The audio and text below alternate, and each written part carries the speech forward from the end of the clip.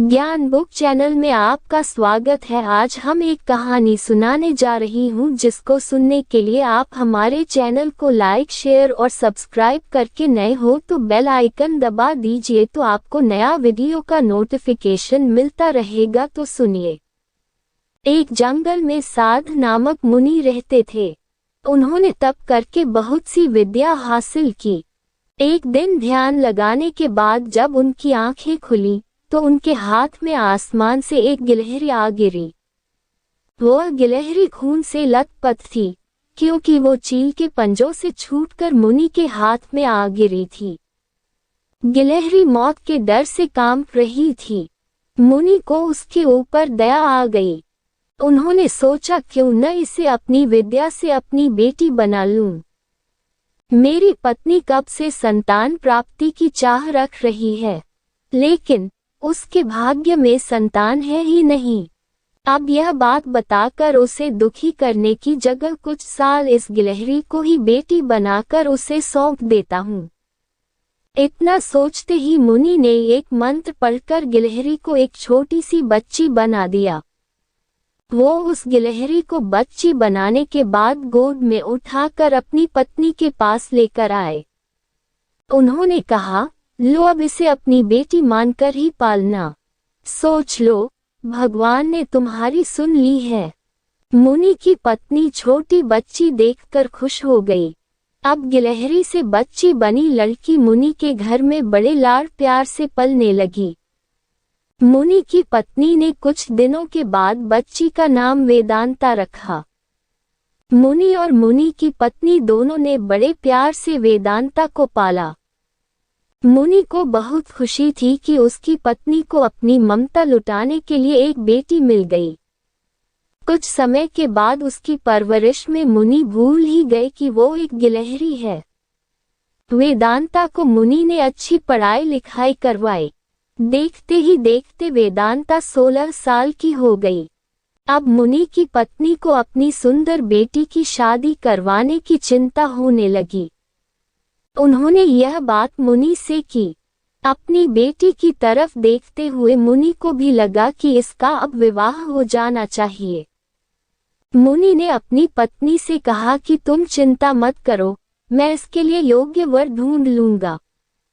मुनि को लगा कि मेरी बेटी बहुत सुंदर है और उसकी शिक्षा दीक्षा भी अच्छी हुई है।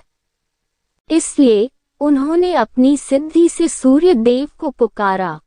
सूर्य देव ने मुनि को प्रणाम करके बुलाने की वजह पूछी।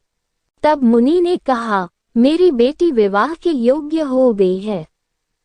मैं चाहता हूं कि आप इसके पति बने।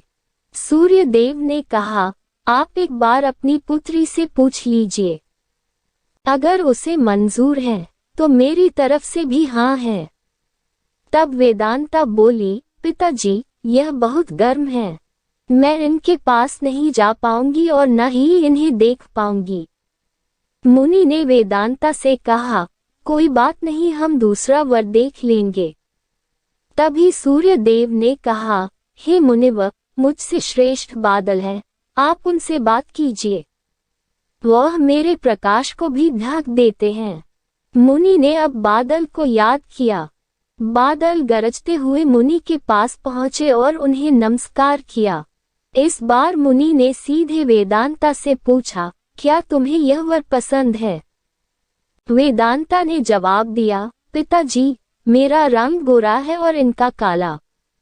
हमारी जोड़ी अच्छी नहीं लगेगी। तब बादल ने मुनि से कहा, आप पवन देव को बुलाए। वे मुझसे श्रेष्ठ हैं। उनमें मुझे उड़ाकर इधर से उधर ले जाने की ताकत है। अब मुनि ने पवन देव का स्मरण किया। पवन देव के आते ही मुनि ने अपनी बेटी से पूछा, क्या आपको यह वर पसंद है? वेदांता बोली, पिताजी, यह तो एक जगह ठहरते ही नहीं है। इनके साथ मैं घर कैसे बसा पाऊंगी? इस बार मुनि ने पवन देव से पूछा, मुझे अपनी पुत्री के लिए वर की तलाश है। आप बताएं कि आपसे श्रेष्ठ कौन है? पवन देव ने जवाब दिया, मुनिवर, आप पर्वत को बुला सकते हैं। वह मेरा रास्ता रोक देते हैं। वह मुझसे श्रेष्ठ हैं। तुरंत मुनि ने पर्वत को पुकारा। पर्वत को देखते ही वेदांता बोली, यह तो पत्थर हैं। इनका दिल भी पत्थर का ही होगा। इनसे विवाह कैसे हो पाएगा पिताजी? मुनि ने हाथ जोड़कर पर्वत देव से पूछा, आपसे श्रेष्ठ कौन है? पर्वतराज ने जवाब दिया, हे मुनि, चूहा मुझ में छेद कर देता है। इस आधार से वह मुझसे श्रेष्ठ है। इतना कहते ही पर्वतदेव के कान से चूहा नीचे कूदा। वेदांता ने जैसे ही चूहे को देखा, वह खुशी के मारे उछल पड़ी। उसने कहा, पिताजी, यही मेरा वर बनना चाहिए। मुझे यह पसंद है। इनकी पूंछ, कान, सब कुछ कितना प्यारा है। मुनि ने सोचा, आहो, मैंने एक गिलहरी को मंत्र विद्या से इंसान तो बना दिया, लेकिन इसका दिल अभी भी गिलहरी वाला ही है। मुनि ने तुरंत वेदांता को गिलहरी बनाया और उसका विवाह चूहे से करवा दिया। विवाह के बाद दोनों खुशी खुशी रहने लगे। इस कहानी से हमें यह शिक्षा मिलती है कि इंसान चाहे बाहर से कितना भी बदल जाए, लेकिन उसका दिल वैसा ही रहता है। दोस्तों, आज की यह कहानी आपको कैसी लगी मुझे कमेंट करके बताएं जरूर, और हमारे चैनल को एक लाइक और एक सब्सक्राइब कर दीजिए, प्लीज कर दीजिए। आपका धन्यवाद।